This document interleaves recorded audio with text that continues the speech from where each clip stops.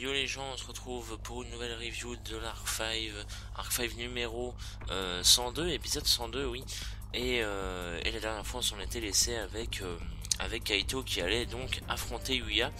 On est parti tout simplement, on va y aller direct. Donc on a Kaito qui, au début on a bien évidemment un petit résumé de l'épisode précédent. Et même après l'opening on a encore un espèce de... Enfin c'est pas vraiment un petit résumé mais c'est les dernières phrases en gros de l'épisode 101 qu'on revoit. Et donc en fait Kaito continue de croire que Yuya vient de l'Academia. Donc Yuya veut lui prouver que non, etc. Donc il y a tout le truc avec Yuto qui lui dit que ça ne sert à rien de lui raisonner, etc. Qu'il n'entendra pas les mots, etc. Et donc Yuya va commencer le duel. Kaito va bien évidemment accepter parce que lui il veut se débarrasser d'eux. Et c'est Kaito qui commence justement, et il invoque deux ailes chiffrées. Souvenez-vous, les ciphers seraient apparemment nommés les chiffrés. Enfin, en traduction littérale, ça devrait être ça. Et il active une carte magique que j'ai renommée double exposition. En fait, ça fait tout simplement, ça fait doubler le niveau de ses deux ailes. En fait, je crois que c'est quand il a deux monstres de même niveau, quand il a deux monstres de même nom, pardon, il peut doubler leur niveau. Je crois que c'est ça. Donc c'est assez pété comme carte. Et donc bien évidemment les deux ailes passent à 8. Et donc il les superpose, il invoque direct le Galaxy Eye de Cypher. Et donc voilà, donc direct en un seul tour, le mec, Kaito, vous allez voir que c'est vraiment, il est ultra balèze, le mec, il mérite vraiment son titre de champion d'Arslan. Bon, il l'a pas vraiment, mais il aurait dû l'avoir et il le mérite vraiment. Je trouve en tout cas. Et donc il pose une carte et il finit son tour. Et donc oui, petite parenthèse, je trouve qu'il le mérite vraiment parce que contrairement à beaucoup de duels que j'ai trouvé autant bien dans Arslan, enfin dans Zexal en gros, que dans Arc 5, c'est bizarre parce que peut-être que vous allez me contredire, peut-être qu'il y en a certains qui ne seront pas d'accord avec moi, mais je trouve que Kaito, lui, son deck n'est pas... son deck est pété, mais ce n'est pas du bullshit en fait. Il y a une différence entre les deux, c'est-à-dire bullshit c'est un effet totalement broken, qui est pas fun, ni rien et tout, et le deck de Kaito, lui, je le trouve très pété mais pas broken, c'est-à-dire il a des très bonnes cartes qui peuvent énormément bien s'assembler, enfin je sais pas si ça se dit comme phrase mais voilà vous m'avez compris, mais en aucun cas ce n'est du bullshit, et enfin en tout cas c'est mon avis, après voilà chacun son avis comme on dit, mais voilà, donc il pose une carte et il termine son tour, fin de la parenthèse. C'est au tour de Yuya qui fait directement deux échelles de pendulum. Il place le Time Sword Magician, vous savez le magicien briseur du temps là, comme je l'appelais, et un nouveau pendulum Whim Witch, donc c'est un espèce de petit chat sorcière apparemment, petite chatte du coup, en échelle 2 et 4, donc en gros il peut que invoquer des monstres de niveau 3, donc c'est pas génial, mais il active l'effet pendulum du magicien briseur du temps, en fait qui lui permet de doubler l'échelle pendulum d'un monstre, justement, et donc il double le niveau, pas le niveau, mais l'échelle pendulum de Wimwitch qui passe donc de 4 à 8, et ça c'est assez stylé comme effet, comme combo, comme vous voulez. Donc il peut désormais invoquer des monstres de niveau 3 à 7, donc bien évidemment vous savez qu'il va invoquer le Odd Eyes, et donc il invoque le Odd Eyes et Drumming Kong, un petit monstre qu'on a déjà vu de niveau 5. Et en fait, le Galaxy Eyes le Galaxy Eyes il a 3000 d'attaque, et le Odd Eyes a 2500, je vais pas m'en sortir. Et donc Yuya attaque le Galaxy Eyes avec le Odd Eyes, en activant l'effet du Drumming Kong, en fait, qui peut augmenter les points de 600 d'un des monstres de Yuya. Donc bien évidemment le Odd Eyes il passe à 3100, donc il est plus fort que celui de Kaito désormais. Mais Kaito active l'effet de sa carte magique double exposition, qui a donc un deuxième effet. En fait, il peut cibler un monstre et faire en sorte que son nom devienne le même qu'un autre monstre qu'il contrôle, en fait. C'est-à-dire, c'est assez confus, mais en gros, Yuya il a deux monstres, il a le Drumming Kong et le Odd Eyes, et bien en fait, il choisit le Drumming Kong, et le Drumming Kong ça devient un Odd Eyes. Un clone du Odd Eyes, si vous voulez. Voilà. Donc là, normalement, vous avez bien compris. Et donc voilà, donc Drumming Kong devient un Odd Eyes bis, entre guillemets. Et tout ça pour activer sa carte piège continue, en fait, que j'ai renommé le bateau de la double censure. Alors, bien évidemment, je pense pas qu'en français il s'appellera comme ça, mais littéralement c'est ça en gros. Donc voilà, et en fait c'est une carte piège continue qui fait qu'en fait si deux monstres ont le même nom, eh bien il peut bloquer l'attaque de l'un des deux. En fait, c'est assez. Enfin, du coup, on peut comprendre que Kaito a fait tout ça pour ça. En fait, il a activé la carte de la double exposition. Enfin, je veux dire, je suis désolé, mais c'est absolument pété parce que tu mélanges double exposition.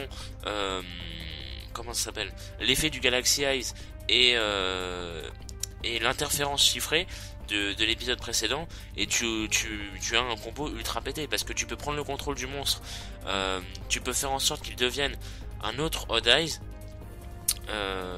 Enfin, quoique non, en fait, il n'y a pas besoin de double exposition. Donc, en fait, je suis un peu bête. Excusez-moi.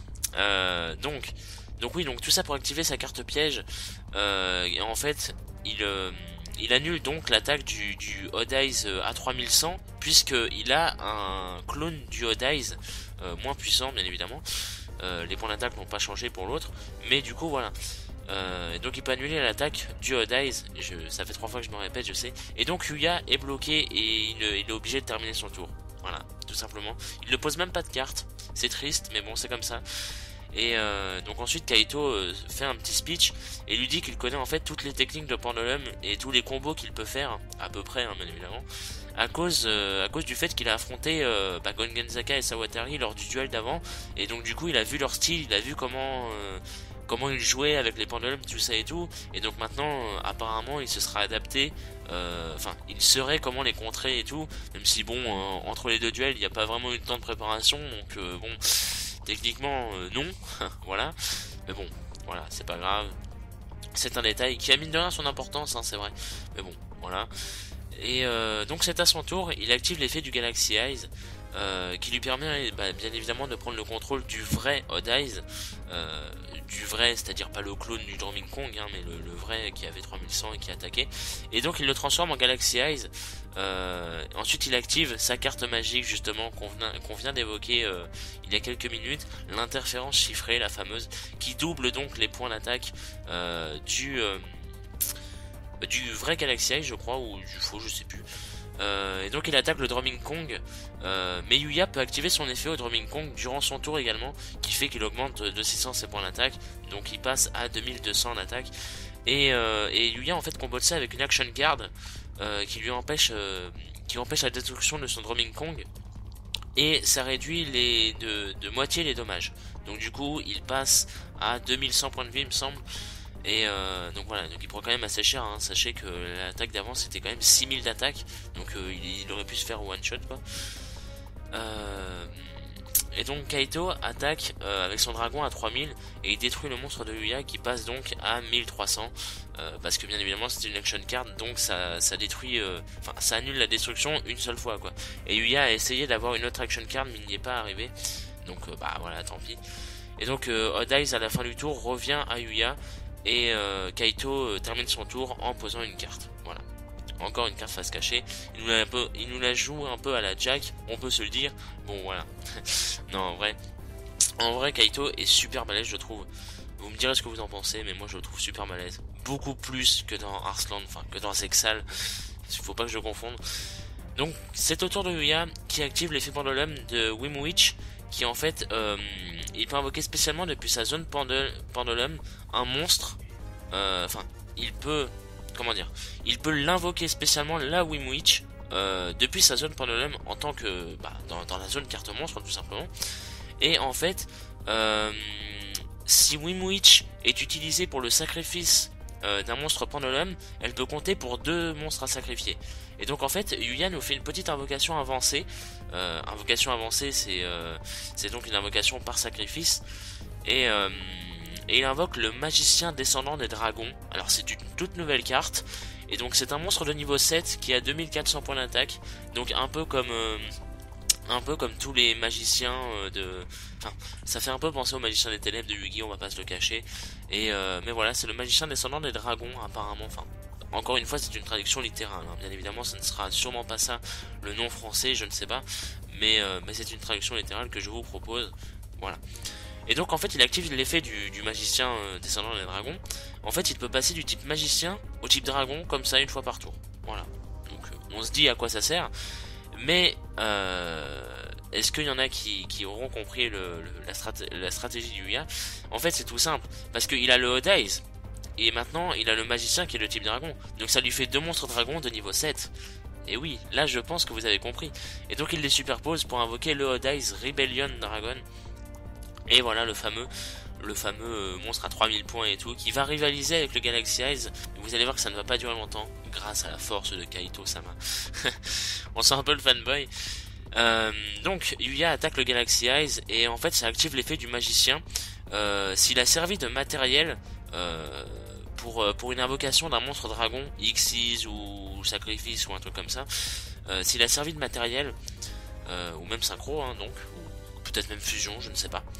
Bref, il a servi de matériel, et donc en fait si le monstre dont il a servi pour matériel affronte un monstre dragon, ce qui est le cas bien évidemment, l'attaque du monstre est doublée. Donc le Odd Eyes Rebellion passe à 6000 d'attaque lui aussi. Mais Kaito active un piège double chiffre, que j'ai encore une fois une traduction littérale bien évidemment. En fait c'est une carte absolument pétée, vous allez voir. Il détache tous les matériels attachés au Galaxy Eyes, et il peut invoquer directement un deuxième Galaxy Eyes sans tenir compte de ses conditions d'invocation. Donc c'est vraiment pété.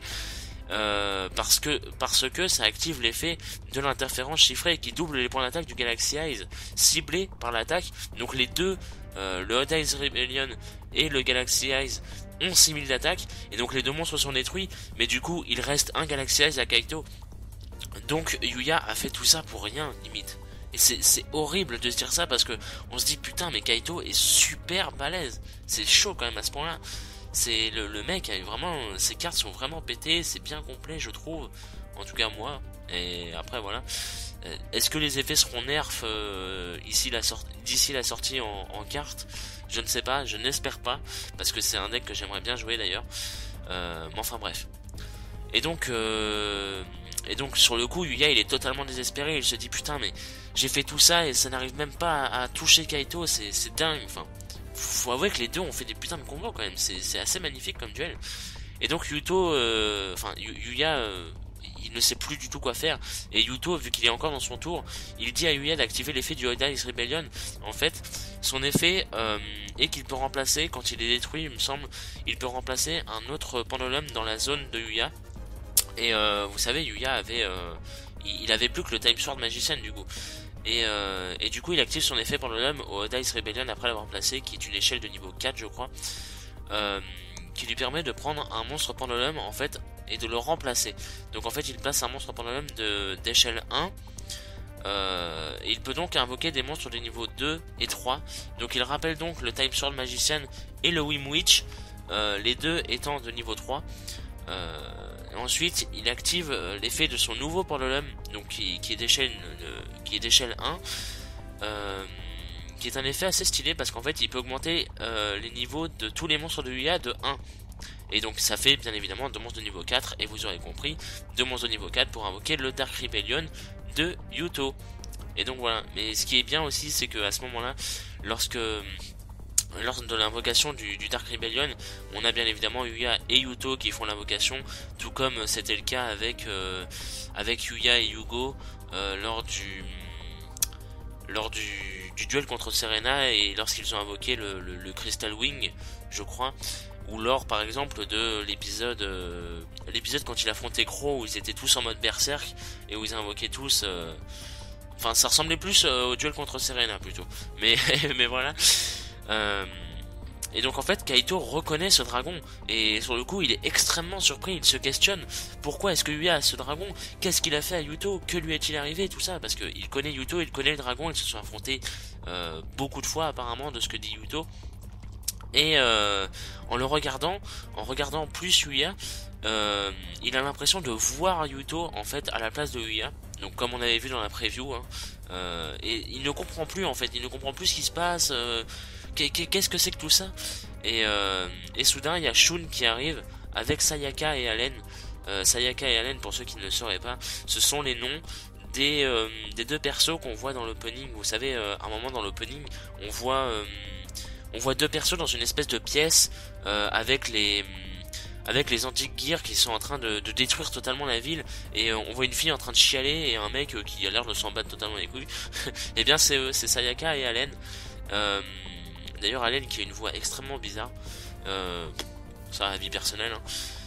Et donc apparemment Shun aurait été les voir, les recruter, enfin les a ramenés en tout cas, ouais, avec lui, voilà. Et en fait il explique à Kaito que Yuya est son ami, qu'il l'a bien aidé dans la dimension synchro, etc., qu'il faut lui faire confiance, qu'il est contre la guerre des dimensions, qu'il veut mettre un terme à Academia, tout ça, enfin voilà. Et en fait, à ce moment-là, il lui demande de croire, enfin il demande à Kaito, vous savez, parce que les Japonais à chaque fois ils disent le nom de la personne, et donc sur le coup, quand il demande à Kaito de croire en Yuya, il lui demande de croire en Sakaki Yuya, donc il précise bien le nom de famille de Yuya, et donc voilà. Il lui demande de croire en Sakaki Yuya autant qu'il lui croit en lui qui est son ami, donc Shun. Et à ce moment-là, en fait, au moment où Shun révèle le nom de Yuya, Kaito a une réaction extrêmement étrange. Il semble très surpris en fait par le nom Sakaki, comme s'il connaissait donc Yusho, parce qu'on sait que Yusho est ici. Enfin, il est ici, non, il n'est pas ici. Mais d'ailleurs, oui, c'est bizarre, comment est-ce que Kaito peut connaître Yusho? C'est bizarre ça.